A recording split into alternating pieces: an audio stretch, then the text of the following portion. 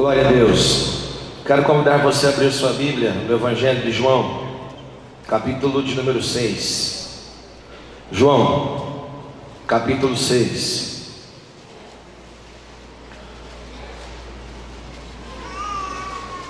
Nós vamos ler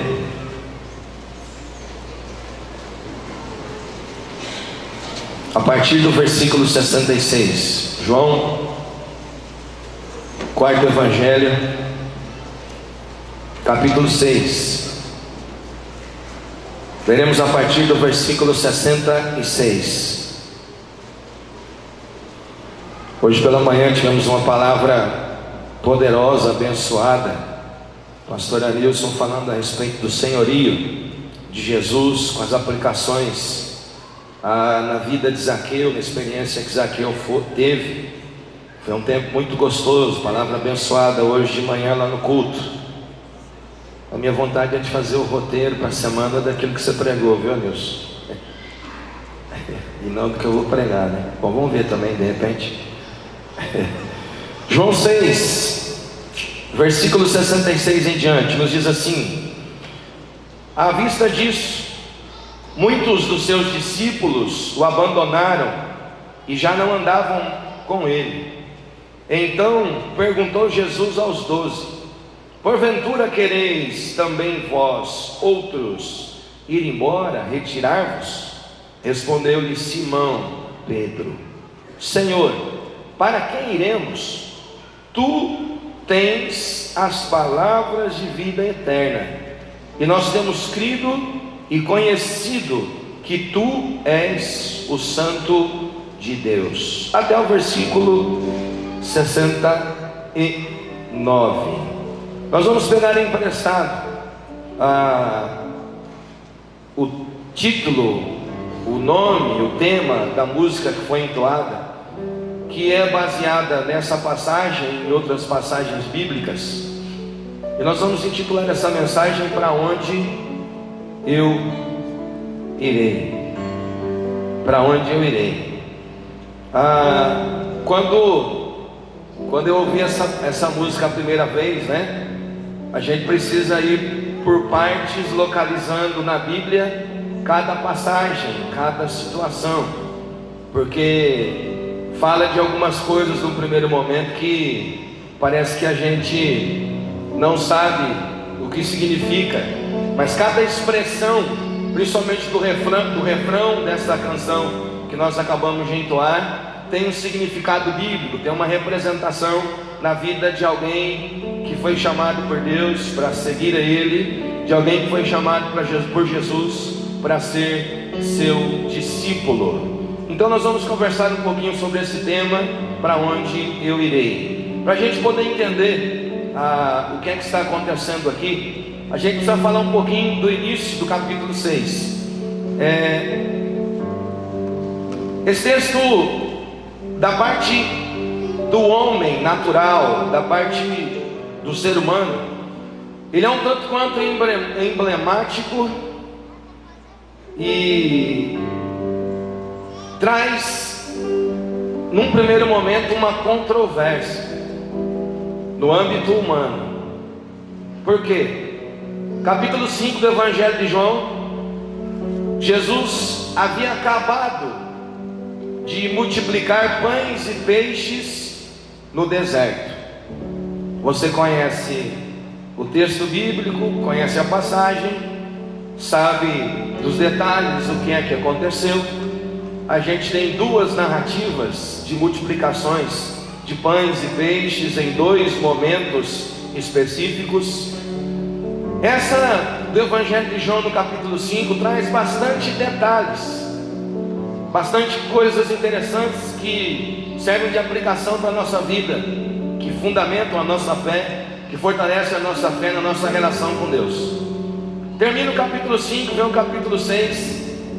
Essa multidão que estava lá no deserto, seguindo Jesus, e a gente precisa entender que no meio dessa multidão estavam os discípulos mais chegados, os mais próximos, os 12, os 70 e muito mais gente que já vinha já havia entendido o propósito do porquê Jesus estava aqui, mas o entendimento que a gente tem é que a maior parte daquele povo estava como que numa expectativa de oba-oba. Eles estavam andando atrás de Jesus, estavam, entre aspas, seguindo Jesus, para ver os milagres, para ver qual seria a próxima realização, o que é que Jesus, o que estaria por vir. E é interessante porque Jesus realiza esse milagre de um lado, do lago de Genezaré, do mar da Galileia, e ele deixa essa multidão, ele deixa os seus discípulos, ele vai ter um tempo de oração, os discípulos atravessam para o outro lado, e quando eles chegam lá do outro lado, Jesus já estava lá. A gente não sabe se ele foi andando por sobre as águas, se ele foi voando, se ele foi saltando os montes, se ele foi caminhando, mas o fato é que a descrição o coloca quando ele despede as multidões de um lado, quando os discípulos chegam do outro, ele já está lá, depois de ter passado por um tempo de oração. E a multidão, essas pessoas estão querendo informações. Para onde Jesus foi? Onde é que ele está? Porque eles haviam acabado de presenciar o milagre da multiplicação dos pães e dos peixes. No final, tem mais pão e mais peixe do que se tinha no começo. Agora eles encontram Jesus do outro lado, e Jesus, sabedor da motivação deles estarem ali, Jesus vai apertar um pouco aquele povo. Ele vai dizer: olha, eu estou percebendo que vocês estão, até, por que não dizer, meio que desesperados, andando atrás de mim.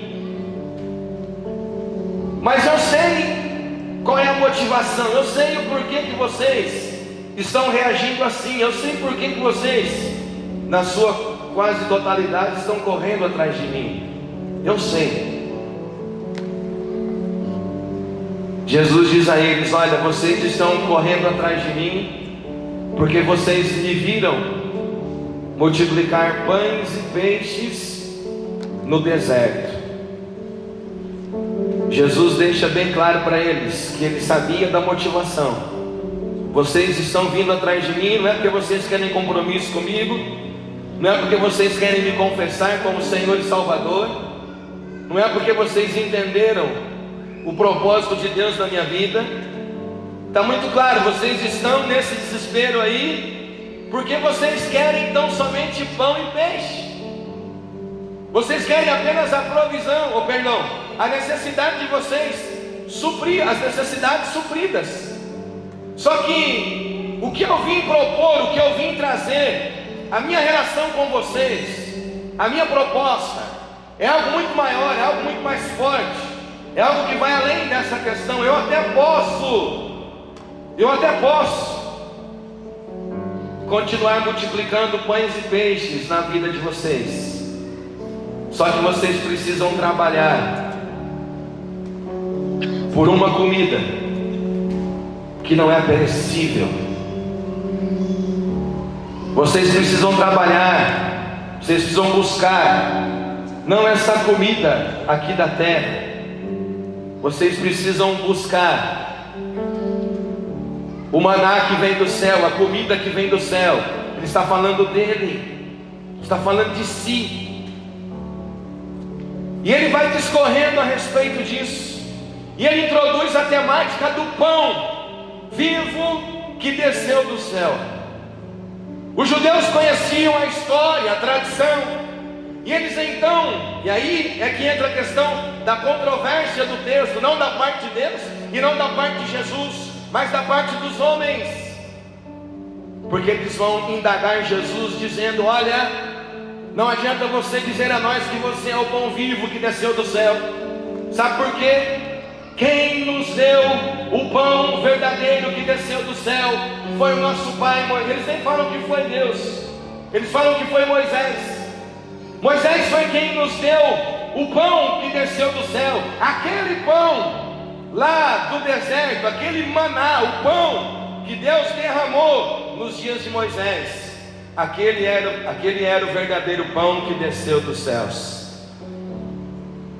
Jesus vai dizer: vocês não entendem, como escreveu o escritor de Hebreus, que aquele maná era sombra do que haveria de vir. Aquele não era o verdadeiro pão que desceu do céu, porque o pão que desceu do céu está aqui diante de vocês. E Jesus, pela primeira vez no Evangelho de João, porque existem outros momentos, ele vai assumir a revelação maior do nome de Deus.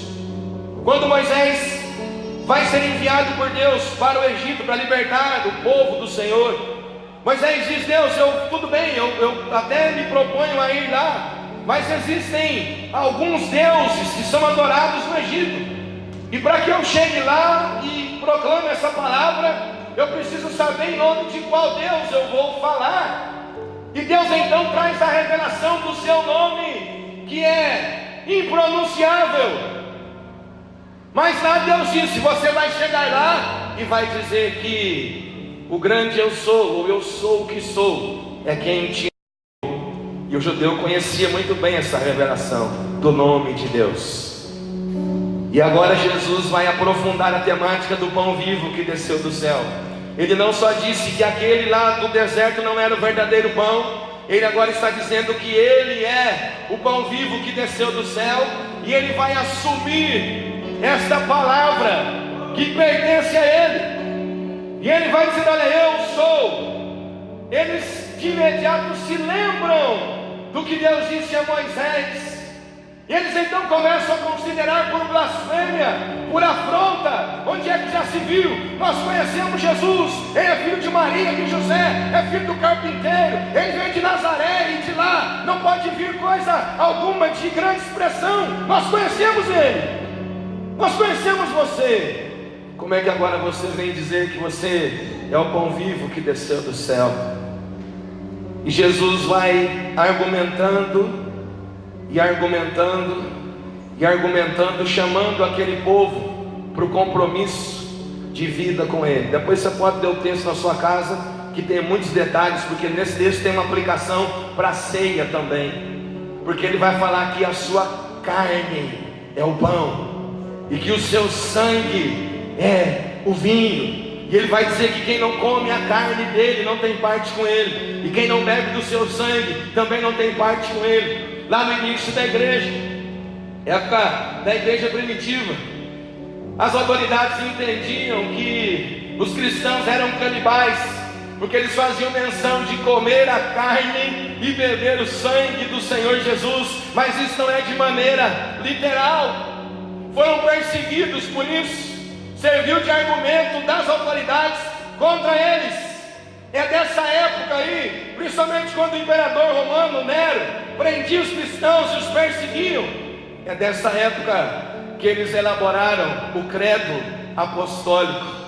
E quando as autoridades os perseguiam para prender, para matar, eles proclamavam em alto e bom som: nós não cremos em César como Quírios, como Senhor, nós cremos em Jesus como Quírios, como Senhor. A palavra Quírios ou Cúrios, aí depende do professor de teologia. Eu já ouvi Cúrios, já ouvi Quírios, na maior parte das vezes Quírios. Palavra escrita com o K minúsculo, era usado no ambiente de fazenda, de propriedade, do escravo, do servo para com o seu senhor. Ele se dirigia ao seu amo como Quírios, como seu dono, como seu proprietário. Dentro dos limites do Império Romano, quando os soldados se cruzavam, quando as autoridades se cruzavam, eles proclamavam não só Ave César, como nós adoramos César, como César é o Senhor, mas eles proclamavam que César é o Quírios, com K maiúsculo. César é Deus, César é Senhor, César governa, César reina. Agora Jesus, na condição em que veio, começa a trazer as revelações do céu, e a ele é atribuída a titularidade de Quírios, não só do amo dentro de casa, mas a titularidade de Quírios no mesmo patamar de César e acima de César. E agora os cristãos começam a dizer: olha, o César não é o nosso Quírios, o nosso Quírios é Jesus. Nós estamos debaixo do senhorio dele. Quando o texto vai se estendendo, a conversa vai se estendendo, dá um tempo na narrativa, e aí a maior parte do povo vai e diz assim: essas palavras que Jesus proferiu são palavras muito duras, são palavras pesadas. E o texto afirma que a maior parte daquele povo pulou do barco, abandonou Jesus e não caminhou mais com ele. Ouvindo um pastor esses dias, citando novamente o pastor Luciano Subirá, ele fazendo menção dos cristãos do nosso dia, disse: olha, a gente tem que parar com o mimimi. Uma linguagem que todo mundo conhece. Jesus apertou o povo. Hoje em dia os pais não podem apertar os filhos em casa. Apertar no sentido de disciplinar, de corrigir. Os pastores não podem apertar a ovelha. Ó, não me aperta não, senão eu pulo o corvo, hein? Eu saio da igreja, eu não volto mais. Isso não é dos nossos dias apenas. Isso aconteceu com Jesus, quando ele apertou o povo para dizer: vocês têm que me seguir, não apenas por causa de pães e peixes. Eles disseram: estou fora, porque o que eu quero é apenas pães e peixes. Essa história de pão vivo que desceu do céu, eu não quero não. A grande maioria foi embora. Ficaram os mais chegados. Jesus se volta para eles e coloca uma pergunta: vocês também não querem ir embora? Vocês não querem abandonar o barco? Vocês não querem me deixar? O Pedro quase sempre se expôs, às vezes acertando, às vezes errando. Dentro do conceito dos nossos dias de temperamento, predominava a questão do temperamento sanguíneo em Pedro. Às vezes ele acertava, às vezes ele errava, Quando Jesus disse: olha, vocês não querem ir embora, vocês não querem me deixar, o Pedro aqui acertou. E a gente não vai fazer nenhum juízo de valor se ele errou, se ele acertou, Mas estou usando a expressão que o Pedro aqui acertou, porque ele vai dizer o seguinte: Senhor, para onde iremos nós? Está implícito na pergunta, que é uma resposta que Pedro está dando a Jesus. E aí a gente vai entender o refrão da música. Você conhece a história? Pedro era pescador. Para o contexto da época, ele tinha uma empresa de pesca, junto com seus sócios, sustentava a sua família, honrava seus compromissos, a partir do seu trabalho como pescador. Você sabe que num dia, Jesus passando pela praia, como um dia qualquer, normal, um dia difícil para Pedro e para os seus discípulos, para os seus sócios, porque eles haviam pescado, trabalhado a noite inteira, e a Bíblia afirma que eles não pegaram peixe algum. Pedro conhecia todas as técnicas, táticas, estratégias de pesca daqueles dias, e ele trabalhou. Não foi falta de trabalho, de dedicação. Ele com os seus não pegaram um peixe sequer. Jesus passando pela praia, viu aqueles homens lavando as redes, dando uma remendada nas que estavam rasgadas. Jesus começa a conversar com eles, dando como que quem não quer nada, mas Jesus sabia o que ele queria. Olha, se nós trabalhamos a noite toda, nós não apanhamos peixe nenhum. Não, entra de novo aí no barco, começa a navegar de novo e lança agora desse lado aqui. Pedro não conhecia Jesus, era um estranho para ele. Você conhece a história? O texto é intitulado A Pesca Maravilhosa. Eles lançaram as redes, vieram tantos peixes, e começa a dar água na boca de pensar em peixe assado, né? Mujica de pintado, o que mais? Mujica não, aquela panelona de barro, muqueca, né? Por aí vai, pirão, enfim, e Coca-Cola gelada, né? E peixe, peixe, peixe, peixe. Os barcos vão afundar, tiveram que vir outros barcos. Aí é o chamado de Pedro. Aí Jesus vai dizer assim: ó, não fica admirado com isso aí não. Isso aqui parece que é grande, mas é pouco perto do que eu tenho para fazer na sua vida e por intermédio da sua vida. Porque doravante eu vos farei pescadores de homens. E o pastor Zé Mário faz uma aplicação, né? Que o pescador normal, ele pega o peixe vivo, como é que é? E o peixe morre, né? E nós pescadores de homens, nós pescamos o peixe morto para trazer a vida de Deus neles.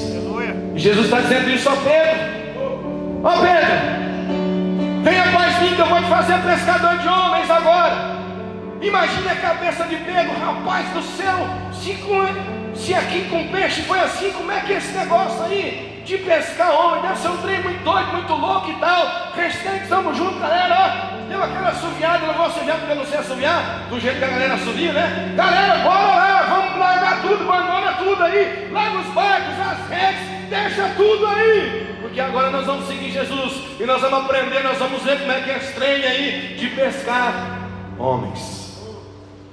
E aí, no refrão da música: afundei meus barcos no cais.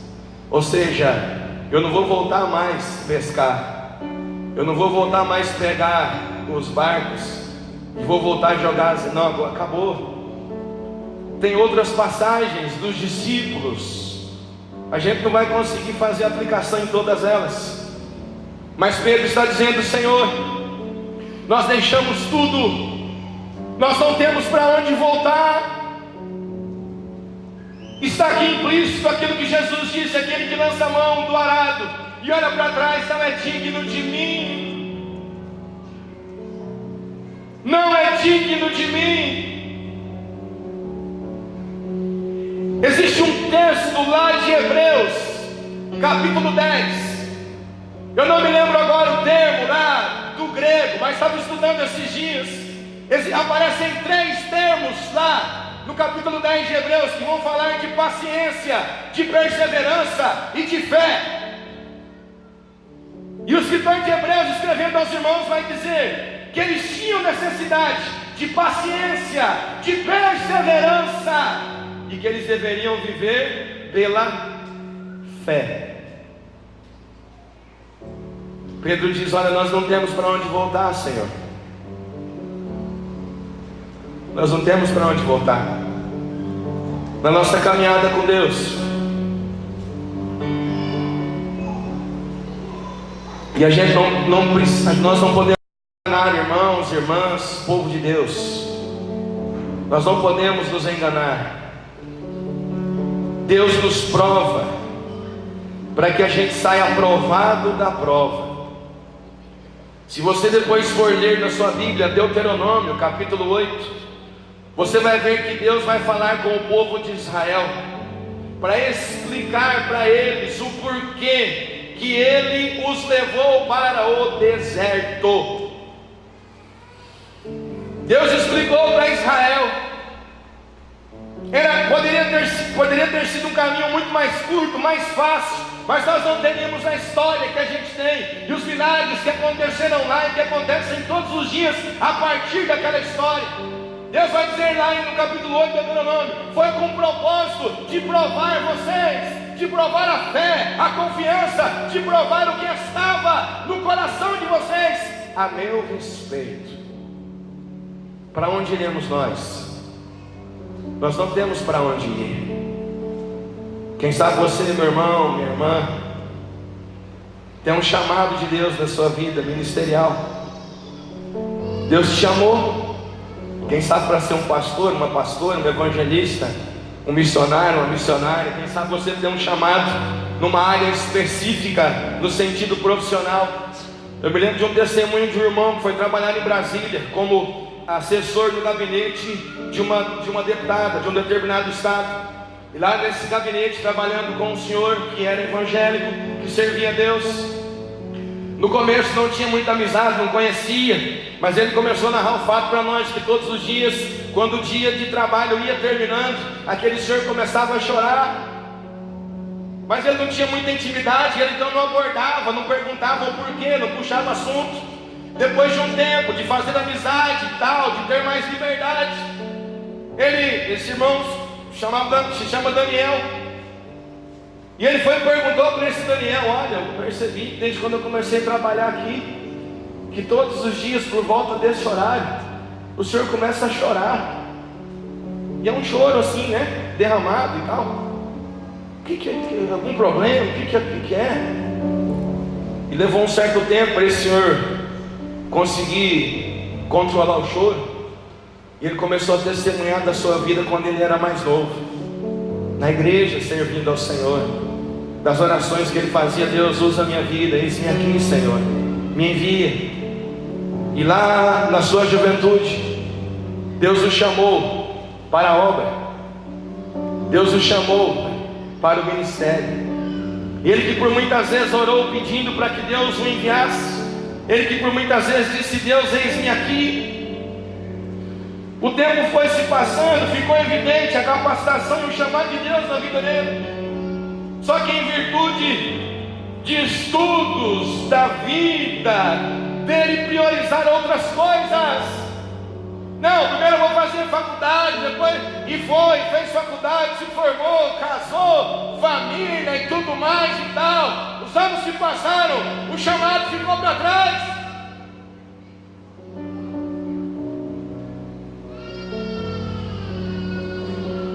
E ele disse ao irmão: sabe por que eu choro?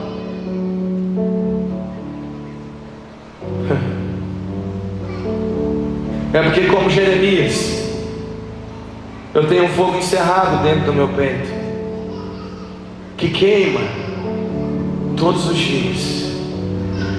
Mas eu me acovardei, eu não fui. Eu tenho plena convicção de que Deus não me quer aqui nesse escritório, trabalhando para essa pessoa, fazendo o que eu faço aqui. Não é isso que Deus tem para a minha vida. Eu tenho um chamado, eu tenho um ministério. Deus colocou algo grandioso sobre a minha vida, sobre os meus ombros, e eu não fui. Dentre todas as reações que Pedro teve, aqui ele está centrado. Senhor, nós não temos para onde ir. E outra, nós não vamos voltar, não vamos retroceder. Antes, Jesus havia dito: as palavras que eu proclamo a vocês são palavras de vida eterna. São palavras, a palavra é espírito e vida. E espírito lá é pneuma, que do hebraico é ruach. E sabe qual que é o significado? Sopro. Quando lá em Gênesis a Bíblia afirma que Deus soprou sobre as narinas de Adão, e ele passou a ser alma, ele passou a ter fôlego, ele passou a ser alma vivente. É a palavra ruach. Jesus está dizendo: assim como Deus lá no princípio soprou, as palavras que eu profiro a vocês são ruach, são palavras de vida,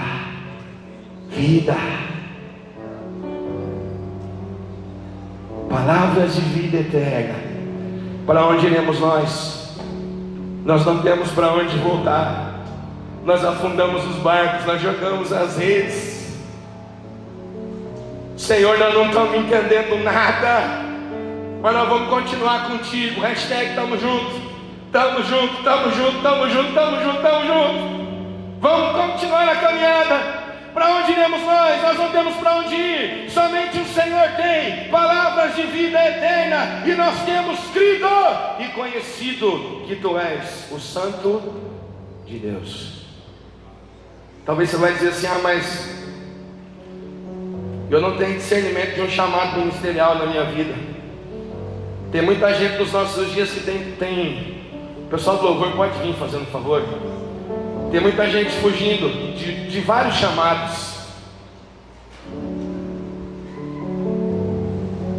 Tem gente que é casado no Senhor e quer fugir do chamado do casamento.